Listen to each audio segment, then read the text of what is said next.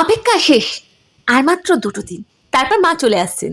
স্কুলের সরস্বতী পুজোয় ভীষণ আনন্দ হতো। ওই দিনটা যেন সারা বছর ধরে না পাওয়া একটা দিন। স্কুলে যাচ্ছি অথচ পড়ছি না, বা পড়াশোনা নেই। স্কুলে যাচ্ছি অথচ ইউনিফর্ম নেই। স্কুলে যাচ্ছি অথচ সেজে গুজে শাড়ি পরে যাচ্ছি। যে টিচাররা সারা বছর ধরে বকাবকি করেন, খুব কড়া, তারাই ওই দিনটা বন্ধুর মতো ব্যবহার করতেন। তারাও সেজে গুজে আমাদের আপ্যায়ন করতেন।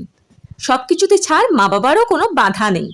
সকালে বেরিয়ে সেই সন্ধ্যায় ফেরা, বন্ধু বান্ধব সকলে মিলে স্কুলে গিয়ে তারপর অন্য সব স্কুলের যে ঠাকুরগুলো আসতো সেই সব ঠাকুরগুলো দেখতে যাওয়া। তারপর খিচুড়ি, ফল, প্রসাদ, এগুলো সব খাওয়া। অনেক চোখাচোখি, কত ভালো লাগা তৈরি হতো তখন। অঞ্জলি কিন্তু স্কুলেই দিতাম, বাড়িতেও কিন্তু ঠাকুর আসতো। আর সব থেকে মজার জিনিস ছিল, বই খাতাগুলো সব সরস্বতী মায়ের পায়ে থাকতো। 3 দিন বই ছোঁয়ার কোনো কারণই নেই, তাই হই হই করে কাটতো দিনগুলো। আর সরস্বতী পুজো মানেই বাঙালির ভ্যালেন্টাইন ডে। ওই দিন হলুদ শাড়ি পাঞ্জাবিতে সকলকেই দেখা যায়, যুবক যুবতী, তরুণ তরুণীদের।